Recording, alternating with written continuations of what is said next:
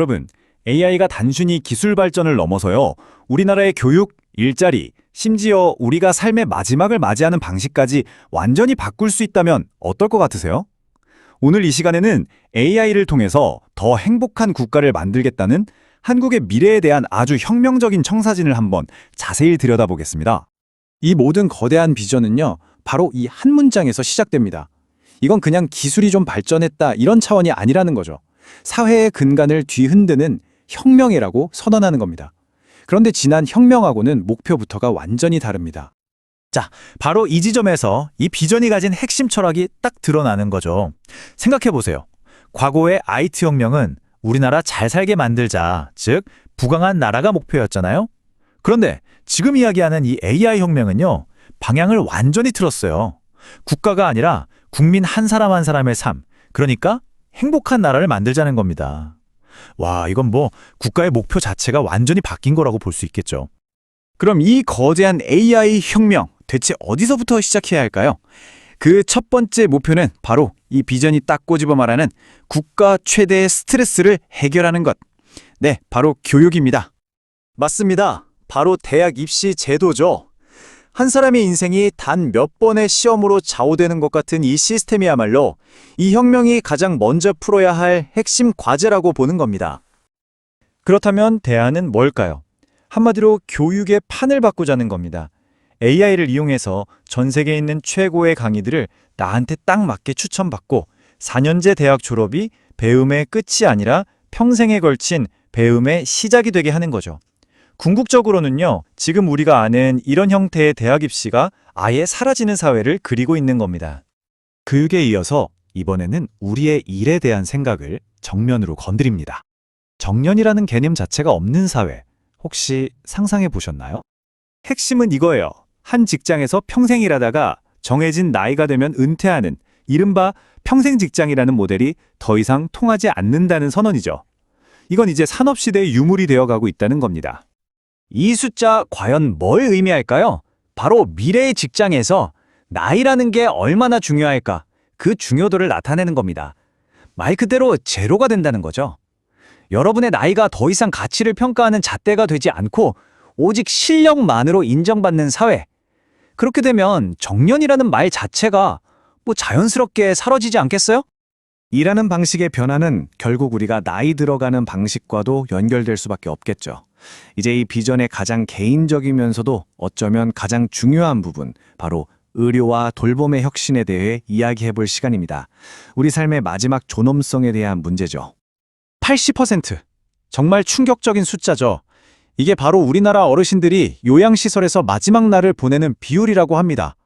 이 통계 하나만 들어도 이 문제가 얼마나 차갑고 또 마음 아픈 현실인지를 바로 알 수 있습니다. 이런 현실 앞에서 이런 질문을 던지게 됩니다. 과연 기술, 특히 AI가 더 인간적인 대안을 줄 수 있을까? 어떻게 보면 차가운 기술이 오히려 더 따뜻한 해결책이 될 수 있을까요? 그 대안으로 제시되는 게 바로 AI 재택 돌봄입니다. 한번 상상해 보세요. 가정의원은 AI의 도움으로 훨씬 더 많은 환자들을 효과적으로 돌볼 수 있게 되고, AI는 가족의 병료까지 싹 분석해서 전문의 수준의 진단을 도와줍니다. 그러면 환자는 가장 편안한 자기 집에서 케어를 받을 수 있겠죠. 어르신들은 병원이나 낯선 시설이 아니라 사랑하는 가족 곁에서 존엄하게 생을 마감하는 것. 이게 바로 AI가 그리는 미래의 의료의 모습입니다. 자, 지금까지 우리가 살펴본 교육, 일자리, 그리고 의료의 혁신. 이 모든 퍼즐 조각들이 향하고 있는 궁극적인 그림은 과연 무엇일까요? 결국 이 모든 이야기의 핵심은 기술 그 자체가 아니라는 겁니다. 기술은 그저 도구일 뿐이죠. AI 혁명의 진짜 최종 목적은 부강한 나라를 넘어서 국민 모두가 행복한 나라를 만드는 것. 국가의 목표가 다시 한번 사람에게로 돌아오는 순간입니다. 그리고 이 비전은 그냥 멋진 말로 끝나지 않고 행동을 촉구하면서 마무리됩니다. 과거 IT 혁명을 이끌어서 부강한 나라를 만들었던 그 주역들에게 이제는 그 지혜와 경험을 가지고 행복한 나라를 만드는 이 새로운 여정에 함께해달라는 메시지를 던지는 거죠. 저희는 이 마지막 질문을 여러분께 던지면서 마무리하려고 합니다. 이 야심찬 미래 비전의 심장을 관통하는 질문이기도 하죠. 한국은 부강한 나라가 되었습니다. 과연 AI는 한국을 행복한 나라로 만들 수 있을까요? 여러분은 어떻게 생각하시나요?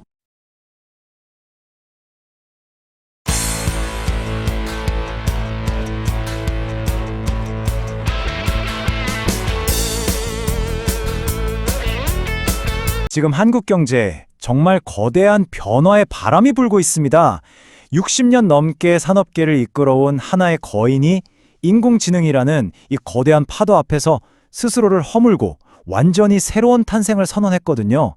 오늘 이 극적인 변화가 대체 무엇을 의미하는지 한번 깊숙이 들여다보겠습니다. 이건 그냥 앞으로 이렇게 될 거다 하는 단순한 예측이 아니에요. 한국 경제의 심장부에서 나온 거의 선언과도 같은 말이죠.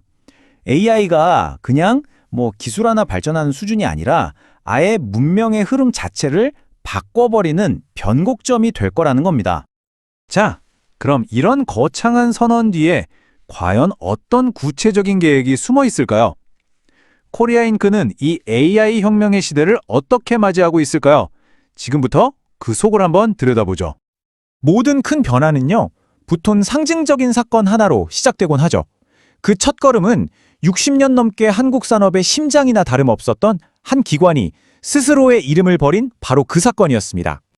1961년 우리나라 산업화가 막 시작될 때 태어난 곳이 있어요. 바로 전국경제인연합회, 우리가 흔히 전경련이라고 부르는 곳이죠.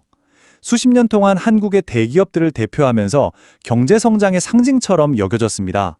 그런데 2023년 이들이 초심으로 돌아가겠다고 선언하면서 과거의 영광을 뒤로하고 미래를 향한 대대적인 변화를 시작합니다. 이건 그냥 이름만 바꾼 그런 단순한 게 절대 아닙니다. 말 그대로 조직의 정체성과 미래를 향한 약속을 완전히 새로 쓰겠다는 선언이었죠. 이 이름의 변화에 모든 게 담겨 있다고 해도 과언이 아니에요. 보세요. 예전 이름은 전국산업인연합회였어요. 핵심 키워드가 뭐죠? 바로 산업입니다. 제조업, 중공업 같은 거요. 그런데 새 이름은 한국경제인협회잖아요. 특정 산업이 아니라 이 경제를 움직이는 모든 주체를 다 끌어안겠다는 의미거든요. 이건 정말 낡은 굴뚝의 시대가 끝나고 완전히 새로운 경제 시대가 열렸다는 선언이나 마찬가지인 거죠. 그리고 이게 그냥 말로만 그치는 게 아니라는 가장 확실한 증거. 바로 새롭게 합류한 멤버들의 얼굴을 보면 알 수 있습니다. 맞습니다. 이 변화의 진짜 핵심은 바로 이거예요. 과연 누가 이 새 테이블에 앉았는가? 예전의 그 익숙한 얼굴들 말고요. 한국 경제의 미래를 이끌어갈 새로운 플레이어들이 등장하기 시작했다는 겁니다. 한번 보세요. 우리나라 검색이란 기술을 꽉 잡고 있는 네이버, 이제는 우리 삶의 모든 것이 된 카카오, 그리고 가상자산 시장의 선두주자 두나무, 마지막으로 K컬처의 상징, 바로 BTS를 만들어낸 하이브까지. 와, 이 명단 자체가요, 지금 한국 경제의 지도가 어떻게 완전히 바뀌었는지를 그냥 보여주는 거예요. 이제는 데이터, 플랫폼, 가상자산, 그리고 컨텐츠가 전통적인 제조업을 넘어서 우리 경제의 새로운 심장이라는 거죠. 이렇게 완전히 새롭게 판을 짠 한국경제인협회가 가장 먼저 꺼내든 카드가 뭔지 아세요? 바로 인공지능이었습니다. 국가의 모든 역량을 여기에 쏟아붓자는 거죠. 그리고 이 엄청난 계획을 실행하기 위해서 정말 사상 처음으로 AI 혁신위원회라는 조직을 만들어요. 여기서 제일 중요한 건 기업 주도라는 점입니다. 그러니까 기업들이 현장에서 직접 느끼는 문제점이나 기회들을 모아서 정부의 국가 전략이랑 바로 다이렉트로 연결하는 일종의 컨트롤 타워를 만들겠다는 거예요. 자, 그럼 그 전략 한번 3단계로 간단하게 정리해 볼까요? 첫째, 흩어져 있는 AI 기업들을 하나로 결집시킨다. 둘째, 이걸 정부의 큰 그림, 즉 국가 전략과 연결한다. 셋째, 기업들이 가진 노하우를 서로 공유해서 발전 속도를 가속화한다. 이게 바로 한국이 지금 구상하고 있는 새로운 민관 협력 모델의 핵심입니다. 자, 그럼 이 모든 변화가 대체 어디를 행하고 있는 걸까요? 이 모든 그림의 최종 목적지는 결국 정말 치열한 글로벌 AI 전쟁에서 살아남기 위한 아주 큰 그림의 전략인 셈이죠. 그리고 이 모든 노력 끝에 있는 목표는요, 딱 하나의 숫자로 정의됩니다. 바로 3. 대한민국을 미국과 중국 바로 옆에서는 세계 3대 AI 강국으로 만들겠다. 이게 바로 지금 정부와 기업이 함께 꾸고 있는 꿈입니다. 이 말 한마디에 정말 모든 게 담겨 있는 것 같아요. AI가 이제 더 잘 먹고 잘 살기 위한 옵션이 아니라 우리나라의 생존이 걸린 문제라는 그런 절박함이 느껴지지 않으세요? 드디어 한국의 기업과 정부가 AI라는 하나의 깃발 아래 뭉쳤습니다. 과연 이 거대한 연합은 대한민국을 치열한 AI 전쟁의 최종 승리자로 이끌 수 있을까요? 이제 막 시작된 이 거대한 게임의 결과 우리 모두가 함께 지켜보게 될 겁니다.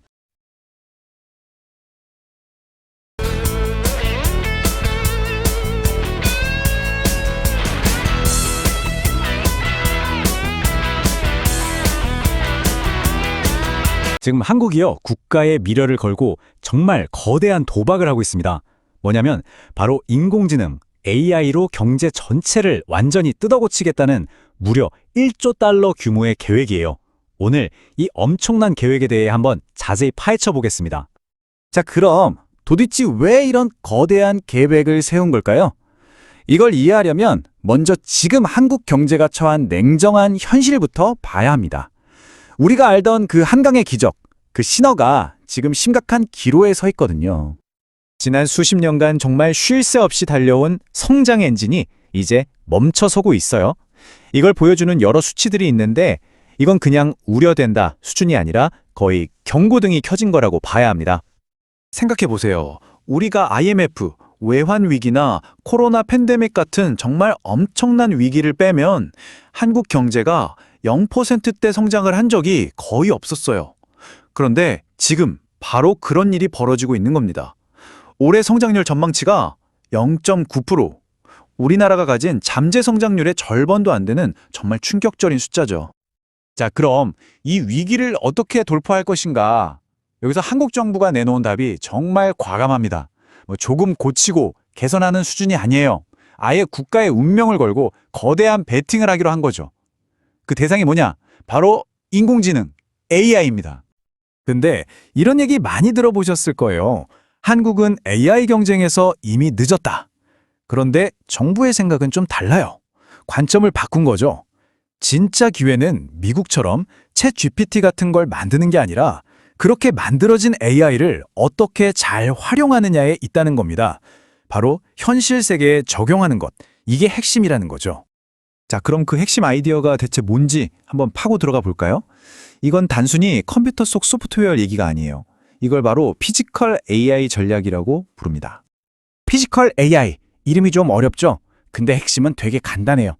말 그대로 인공지능을 우리가 보고 만질 수 있는 실체, 즉 피지컬한 모든 것에 집어넣는다는 거예요.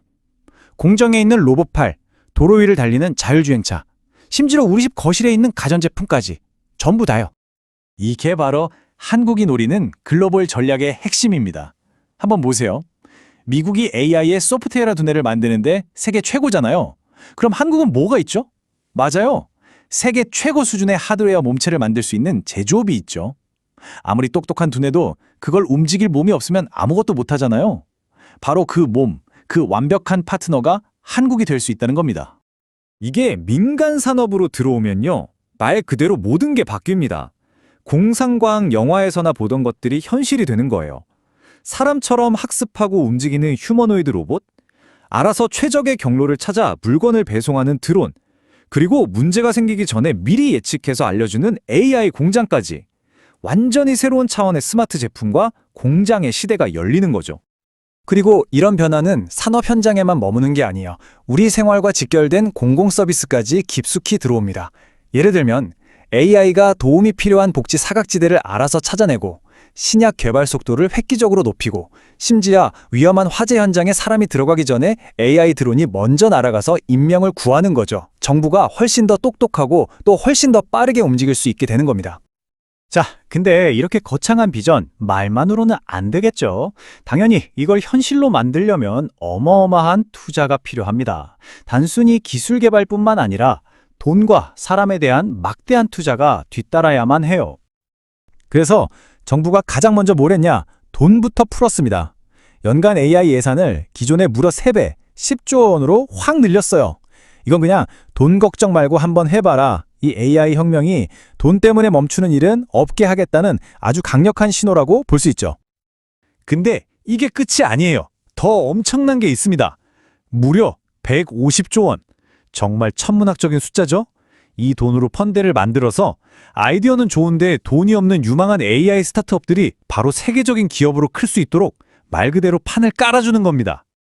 물론 돈만 쏟아붓는다고 다 되는 건 아니겠죠. 결국 이걸 해낼 건 사람이니까요.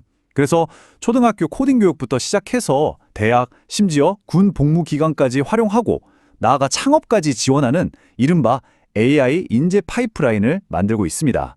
전 국민이 AI 전문가가 될 수 있는 길을 열어주겠다는 거예요. 특히 이 중에서 가장 눈에 띄는 아이디어가 바로 이건데요.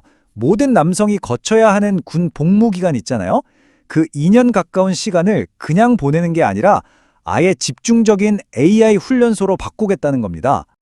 자, 그런데요. 이렇게 엄청난 기술적 도약을 앞두고 있으니 우리에게 아주 근본적인 질문이 하나 생깁니다. 과연 이 AI가 만들어낼 미래, 그건 대체 어떤 모습일까요? 장밋빛 미래만 있는 걸까요? 특히 가장 걱정되는 부분이 바로 이 움직이는 AI입니다. 생각해 보세요. 나쁜 마음을 먹은 누군가가 조종하는 로봇, 자동차, 드론이 현실 세계에서 범죄를 저지른다면 그 위험은 정말 상상도 할 수 없겠죠. 이건 지금까지와는 완전히 다른 새로운 법과 윤리적인 기준이 필요하다는 얘기입니다. 결국 우리는 선택의 기로에 선 겁니다. 이 강력한 기술로 더 건강하고 더 행복한 좋은 AI의 미래를 만들어갈 것인가? 아니면 영화에서처럼 서로를 감시하고 파괴하는 나쁜 AI의 암울한 미래로 갈 것인가? 그 갈림길에 서 있는 거죠.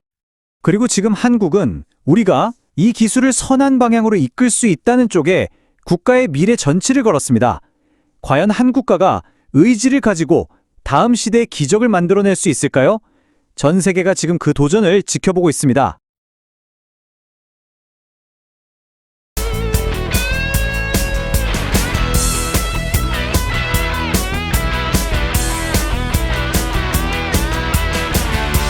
한국의 AI 미래 전략 하면 보통 다들 첨단 기술이나 어마어마한 투자를 생각하시죠.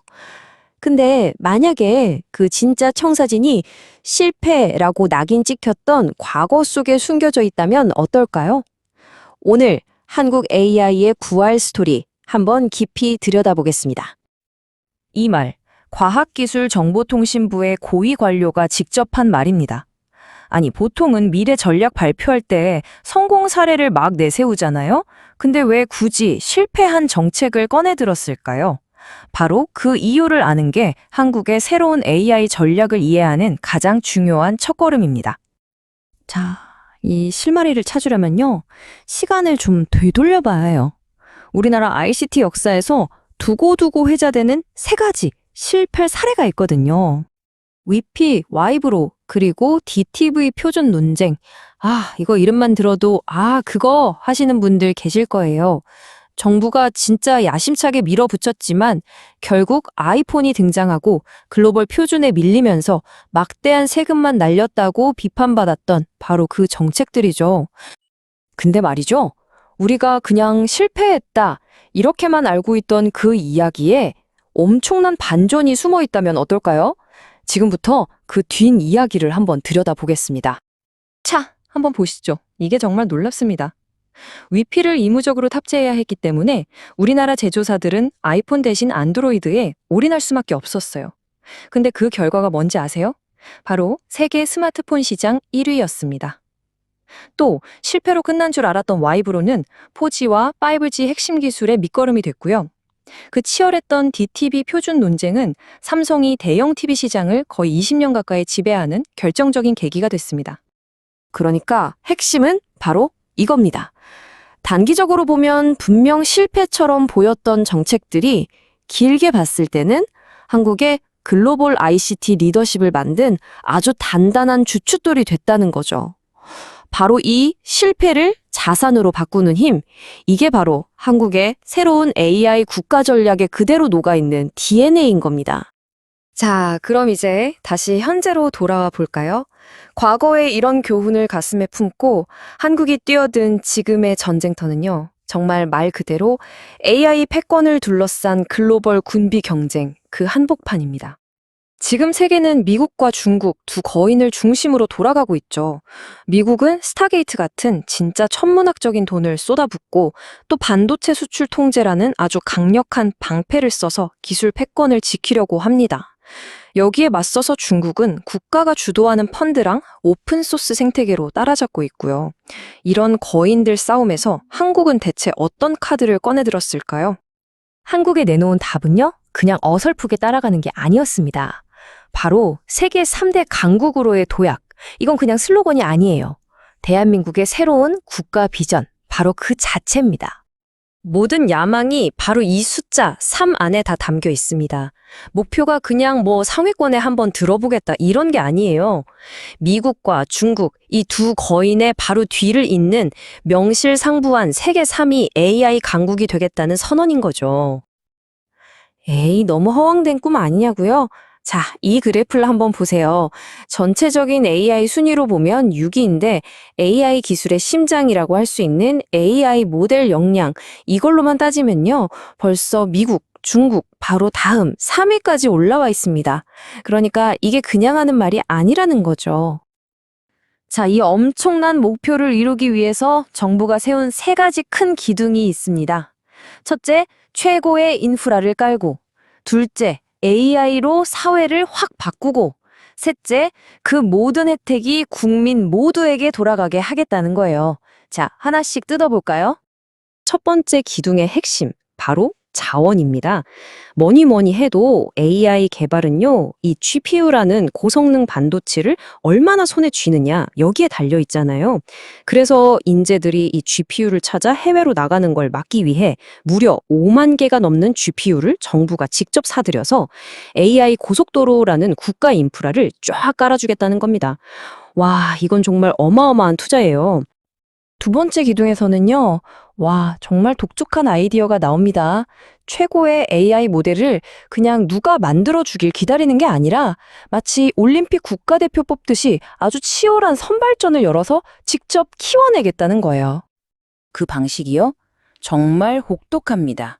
말 그대로 서바이벌 오디션이에요. 처음에 5팀으로 시작해서 6개월마다 꼴찌 팀을 떨어뜨리는 거죠. 그렇게 2027년까지 마지막에 살아남는 최강의 2팀에게 모든 걸 몰아줘서 세계적인 AI 모델을 만들겠다. 이런 계획입니다. 이것도 보세요. 과거 경험처럼 실패를 두려워하지 않는 거죠. 오히려 극한의 경쟁을 시켜서 최고를 뽑아내겠다는 겁니다. 그럼 이렇게 살벌한 경쟁을 하게 만드는 힘은 뭘까요? 네, 바로 돈입니다. 최종 우승팀한테 주어지는 정부 지원금만 해도 무려 2천억 원.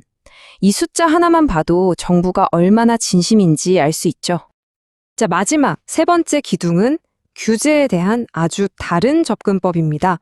요즘 유럽 같은 곳에서는 막 엄격한 규제를 서둘러서 만들고 있잖아요. 근데 한국은 반대예요. 일단 달리게 하고 문제는 나중에 잡는다. 바로 선진흥, 후규제 원칙을 내세웠습니다. 이것도 과거의 위피처럼 정부가 앞서 나가다가 시장의 발목을 잡았던 그 경험에서 배운 거죠. 일단 혁신가들이 마음껏 뛸 수 있게 판을 깔아주겠다. 이런 자신감의 표현으로 보입니다. 자, 지금까지 살펴본 이런 야심찬 전략들, 이게 지금 돌아가는 세계 정세 속에서 보면 훨씬 더 흥미로워집니다. 바로 이겁니다. 이게 오늘 이야기의 핵심인데요. 지금 미국이랑 중국 이 두 거인이 서로를 노려보면서 힘겨루게 하느라 정신이 없어요. 그런데 바로 그 순간 그 둘이 서로에게만 집중하는 그 틈을 파서 한국 같은 제3의 플레이어에게는 아무도 예상 못했던 추월의 공간, 그러니까 엄청난 전략적 기회가 열리고 있다는 겁니다. 과거의 뼈아픈 실패를 거름 삼아서 대한민국은 지금 AI라는 완전히 새로운 미래를 만들어가고 있습니다.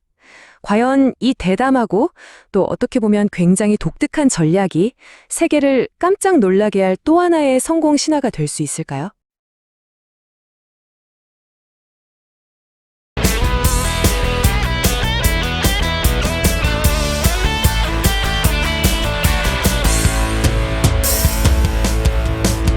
자, 데이터로 세상의 숨겨진 이야기를 파헤쳐보는 시간입니다. 오늘은 우리 모두의 가장 큰 관심사 아닐까요? 바로 한국인의 행복에 대한 데이터를 한번 들여다보겠습니다. 한국 하면 여러분은 어떤 이미지가 떠오르시나요?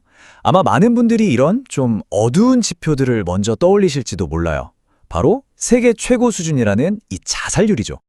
뿐만 아니죠. 이제는 뉴스에서 매일같이 들려오는 역대 최저 출산율까지. 이 두 가지 지표만 봐도 우리 사회가 얼마나 큰 스트레스 속에 있는지 짐작이 갑니다. 네, 맞습니다. 높은 자살률 그리고 낮은 출산율 이 두 가지만 딱 놓고 보면 우리는 너무나 쉽게 한국인은 행복하지 않구나 하는 결론에 도달하게 돼요. 이게 바로 우리 사회에 널리 퍼진 너무나도 익숙한 그런 이야기입니다.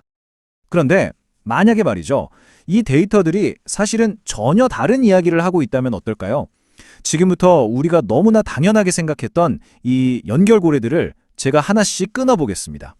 생각보다 훨씬 더 복잡하고 어쩌면 좀 놀라운 진실이 숨어 있거든요.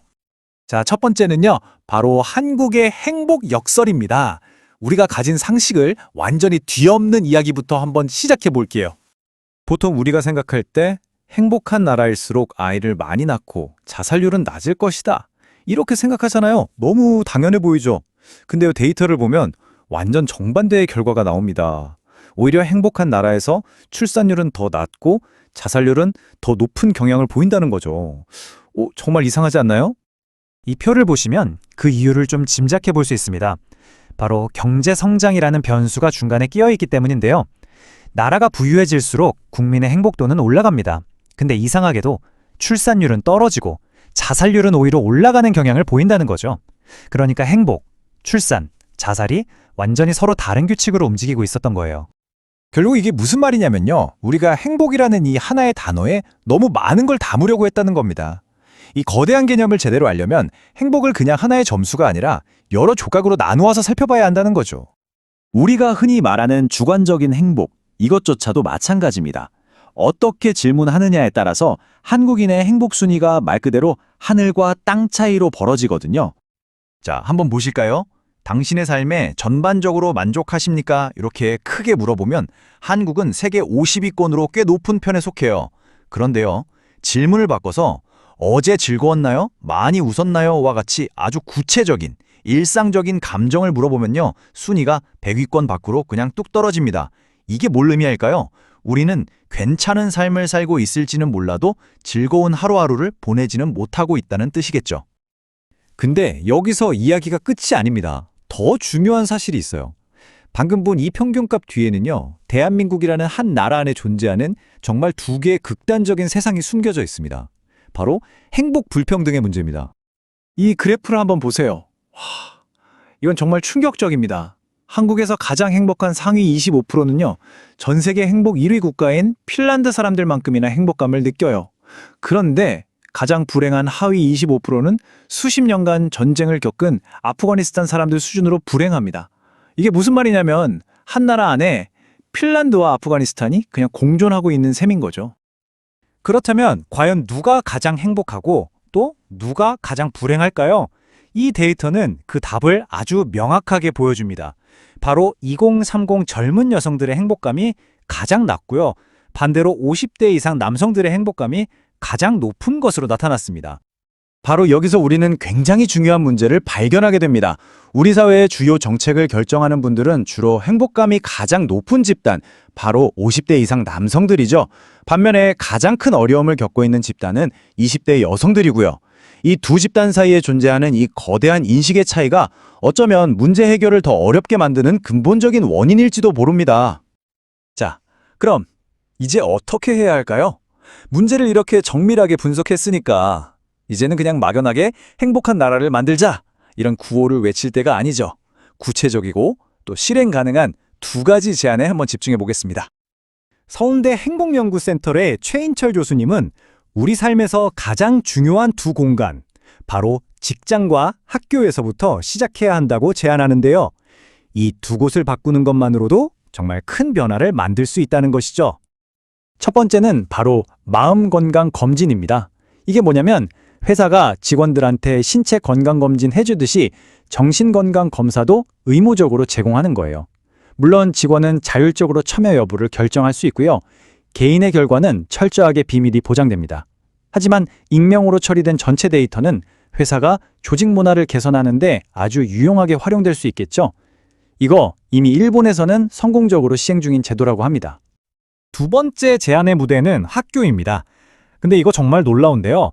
이미 190만 명, 거의 200만 명에 가까운 학생들이 서울대에서 개발한 행복교육을 경험했다고 해요. 이 성공적인 경험을 이제는 전국적으로 좀 더 체계적으로 만들어 보자는 겁니다. 그럼 행복교육이라는 게 대체 뭘 가르치는 걸까요? 뭐 어려운 철학 같은 게 아니에요.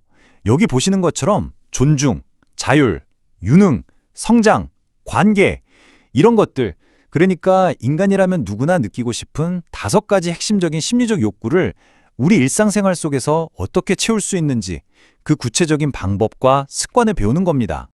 자, 이제 마지막 결론입니다. 오늘 우리가 함께 살펴본 이 데이터들은요, 단순히 흥미로운 사실을 알려주는 데서 그치는 게 아닙니다. 이제는 정말 말에서 행동으로 옮겨야 할 때라는 걸 보여주고 있는 거죠. 오늘 이야기의 최종적인 결론은 바로 최인철 교수님의 이 한 문장으로 요약할 수 있을 것 같습니다. 행복이라는 거대한 이름으로 담론을 하기보다 이걸 쪼개야 합니다. 분포를 보고 취약계층에 집중해야 합니다. 막연한 구호가 아니라 가장 아픈 곳을 정확히 찾아서 치유하는 그런 정밀한 접근이 필요하다는 뜻이죠. 우리가 이토록 중요한 행복이라는 감정마저 이렇게나 깊이 오해하고 있었다면 과연 우리는 또 무엇을 잘못 보고 있는 걸까요? 오늘 이 질문을 여러분께 남기면서 이번 이야기를 마치겠습니다.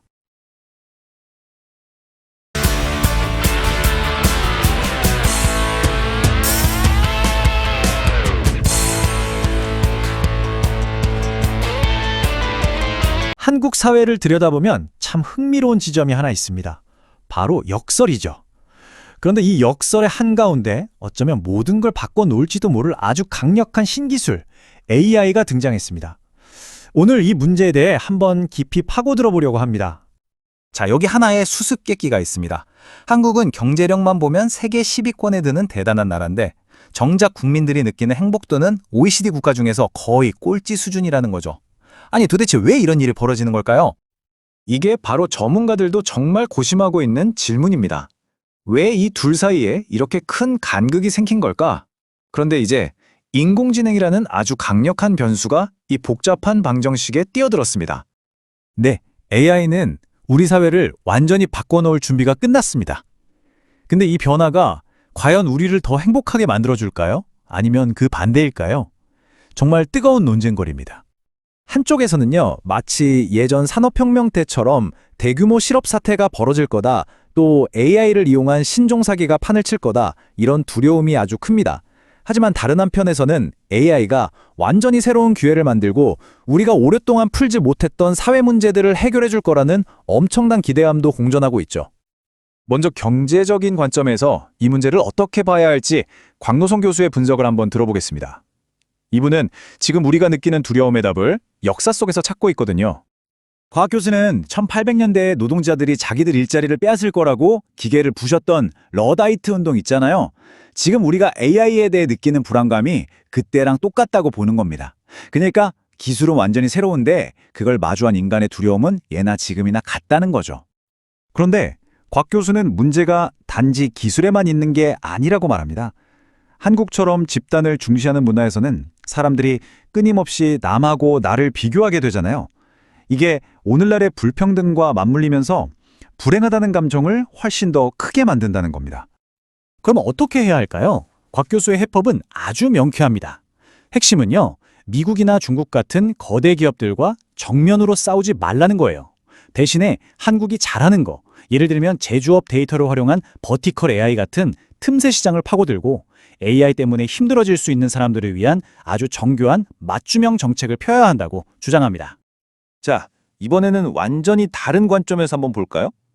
수십 년간 아시아 여러 나라에서 활동해온 경제학자 김규판 박사는 이 문제의 답이 돈에만 있는 게 아니라고 단언합니다. 김 박사가 제시한 이 비교 정말 흥미롭지 않나요? 필리핀은 1인당 소득이 한국의 10분의 1도 안 되는데 국민들이 느끼는 행복지수는 한국이랑 비슷하거나 오히려 살짝 더 높다는 거예요. 정말 놀라운 결과죠. 그러면서 본인의 경험을 이야기하는데요. 필리핀 사람들은 늘 자유롭게 웃고 다니는데 한국에서는 미소 짓는 것조차 인색하다는 거죠. 심지어 본인이 공무원 시절에 웃었다고 일 안 하냐는 핀잔까지 들었다고 합니다. 이게 바로 두 사회의 깊은 문화적 차이를 아주 극명하게 보여주는 일화인 것 같아요. 그래서 김 박사의 진단은 아주 명확합니다. 한국 사회가 불행한 근본적인 이유는 문화적 다양성이 부족하고 성공에 대한 정의가 너무 획일적이라는 거예요. 그리고 또 하나, 나눔이나 기부처럼 서로를 지지해주는 사회적 안전망, 즉 시민사회가 아직 충분히 성숙하지 못했다는 점을 꼽습니다. 자, 지금까지 경제적인 관점 그리고 문화적인 관점을 살펴봤습니다. 그럼 대체 AI가 이 둘 사이의 간극을 어떻게 메울 수 있다는 걸까요? 마침 토론의 사회자가 정말 딱 맞는 사례 하나를 소개해줬습니다. 영국의 사마리탄스라는 정신건강 상담 전화가 있는데요. 여기가 위기에 처한 거예요. 도움을 요청하는 전화는 쏟아지는데 상담사가 턱없이 부족했던 거죠. 그래서 이들이 도입한 게 바로 AI였습니다. AI 챗봇이 비교적 간단한 상담을 맡아주니까 전문 상담사들은 정말 위급한 사람들에게 집중할 수 있게 된 겁니다. 바로 이겁니다. AI가 단순히 돈을 벌고 생산성을 높이는 데만 쓰이는 게 아니라는 거죠. 앞서 김규판 박사가 강조했던 것처럼 서로를 보듬어주고 지지해주는 사회를 만드는데 아주 강력한 도구가 될 수 있다는 걸 보여주는 정말 좋은 사례입니다. 자, 이제 오늘의 핵심적인 결론으로 넘어가 보겠습니다. 정말 놀랍게도 이 가장 중요한 통찰은 전문가 패널이 아니라 객석에 있던 한 청중의 질문에서 나왔습니다. 그분은 AI가 우리를 더 부자로 만들어줄 거냐, 더 효율적으로 만들어줄 거냐, 이런 걸 묻지 않았습니다. 대신에 우리가 아예 처음부터 작정하고 AI를 사람들을 더 가깝게 만들고 궁극적으로 더 행복하게 만드는 방향으로 개발할 수는 없겠냐고 물었습니다. 이것이야말로 우리 앞에 놓인 진짜 과제가 아닐까요?